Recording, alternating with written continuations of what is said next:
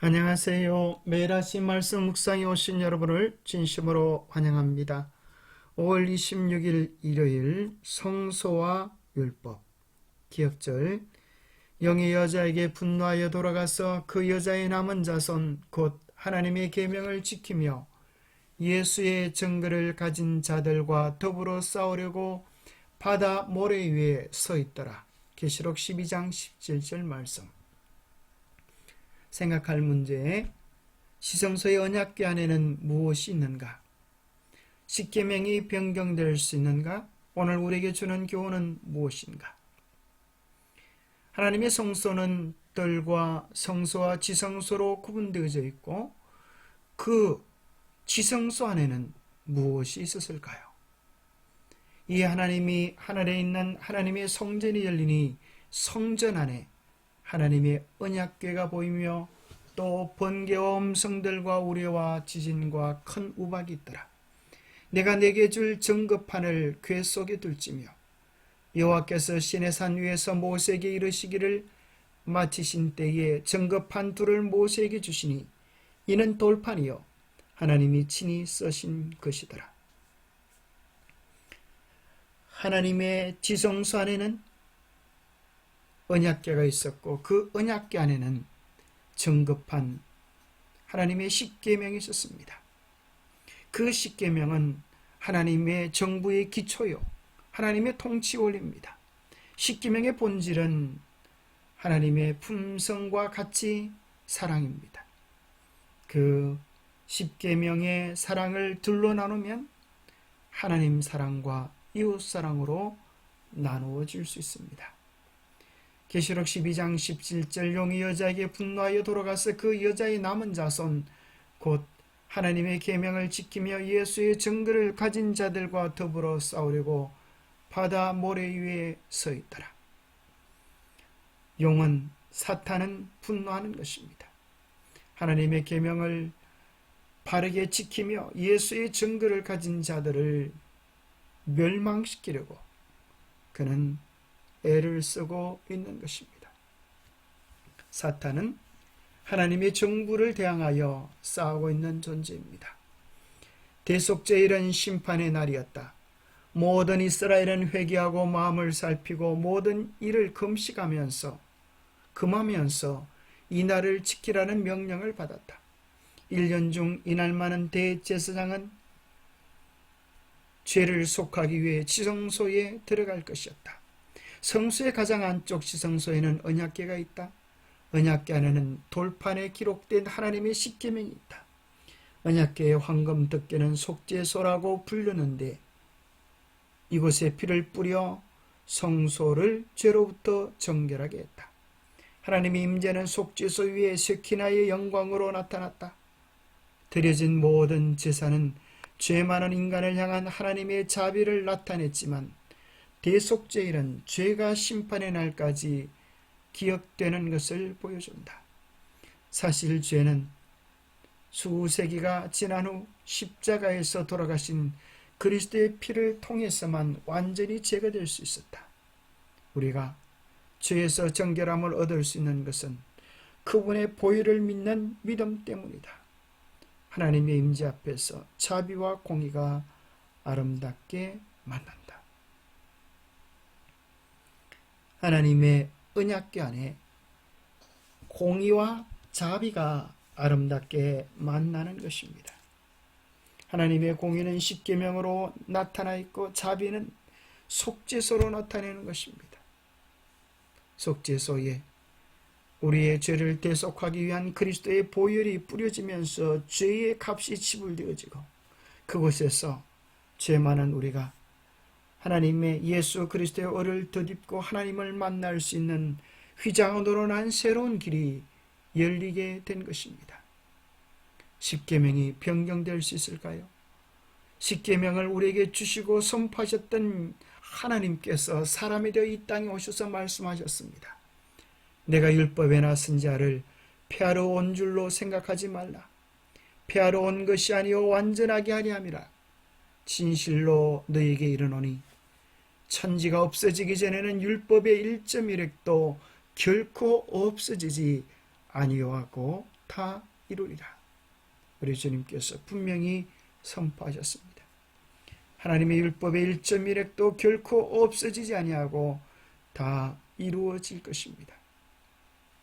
특별히 하나님의 십계명이 변경될 수 없다고 하는 그 명확한 사실을 우리는 계시록에서 만나게 되는 하나님의 성전 안에 언약궤가 있음을 확인하는 것입니다.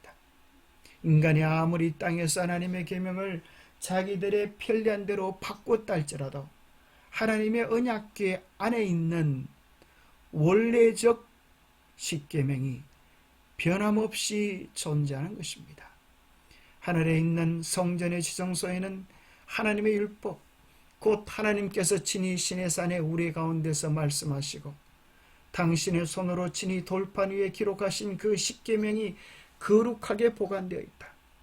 하늘 성전 안에 있는 하나님의 율법은 원본이며 돌판에 새겨져서 모세를 통하여 그의 오경에 기록된 것은 그 원본을 정확하게 옮긴 사본이었다.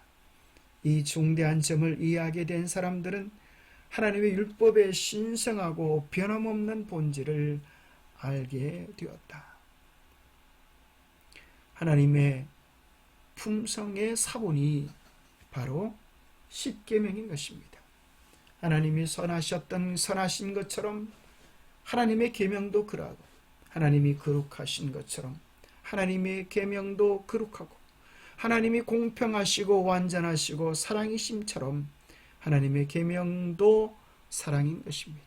하나님은 어려우시고 진리이시고 깨끗하시고 영이시고 불변하시고 영원하신 것처럼 하나님의 본성의 사본이신 하나님의 계명 역시 불변하고 영원한 것입니다. 만약에 하나님의 십계명이 무너진다면 도대체 무슨 일들이 일어날까요?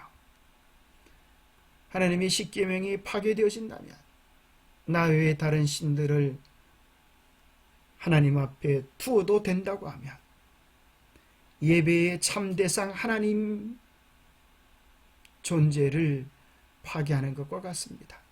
우상을 만들지 말고 그것을 섬기지 말라고 하는 예배의 방법이 파괴되어진다면 얼마나 많은 우상들이 하나님의 자리를 대신하여 하나님께서 우리에게 주시는 그 축복의 길을 파괴하고 말까요?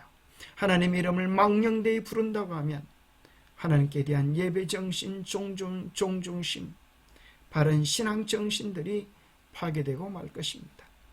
창조와 구원의 기념일인 안식일을 기억하여 거룩히 지키라고 말씀하셨는데 그 계명을 우리가 파괴한다면 예배의 날을 파괴하고 하나님을 우리의 창조주에서 구속주에서 그 존귀한 자리에서 끌어내리는 하나님과의 관계가 파괴되어지는 끔찍한 일을 거둘 수밖에 없는 것입니다.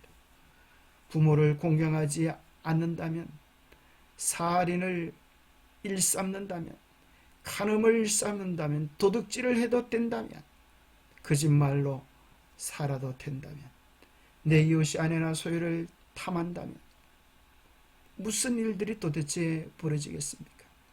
죄에 대한 모든 수문들이 열려지고 부모와의 관계, 인간 존중, 가정 행복, 개인 재산권, 인간관계 신뢰, 이 모든 것들이 비참하게 파괴될 것입니다. 하나님은 이 아름다운 십계명을 인간의 본성 속에 새겨 놓았기 때문에 인간과의 관계 속에 나타난 이 법들은 인간이 어기게 되면 하늘은 둘째치고 이 땅에서도 바르게 살아갈 수 없는 것입니다. 감옥에 가기 딱 좋지 않겠습니까? 하나님의 품성이 사랑이 되시, 하나님의 계명의 정신도 사랑이요 그것은 영원히 불변하는 것입니다. 특별히 그 가운데 넷째 계명 안식일 계명은 왜 우리가 하나님을 예배해야 하는지 예배의 근거를 말씀합니다.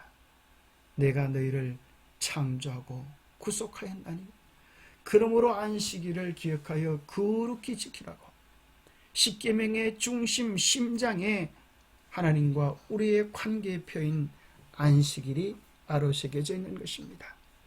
안식일을 고대하라. 안식일이 우리 가족들에게 참으로 흥미있는 날이되어 매주 그날이 돌아옴을 기쁨으로 환호하며 맞이하게 되어야 할 것이다. 가족들에게 적합한 교훈을 나누어줄 방법을 고안하며 가족들로 하여금 영적인 사물에 흥미를 갖게 하고 하나님의 품성에 대한 올바른 견해를 제시하거나 하나님께서 그리스도인 품성을 완성하시고 영생을 허락하시기 위하여 우리에게 요구하시는 바를 제시하는 것보다 부모들이 더 안식일을 높이고 존경할 수 있는 길은 없다. 기도하겠습니다. 하나님 아버지, 귀한 하늘의 교훈을 우리에게 보여주심을 인하여 감사합니다. 하늘 성소를 보여주시고 그 성소 안에서 빛나는 언약궤를 보게 하심을 인하여 감사합니다.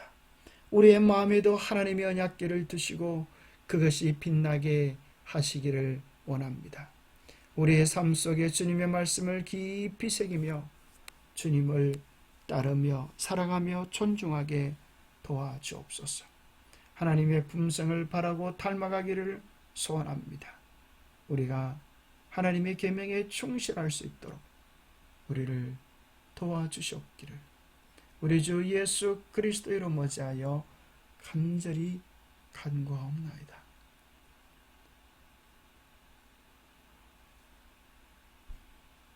하나님의 귀한 사랑을 매일 누리는 축복의 날들 되기를 바랍니다. 감사합니다.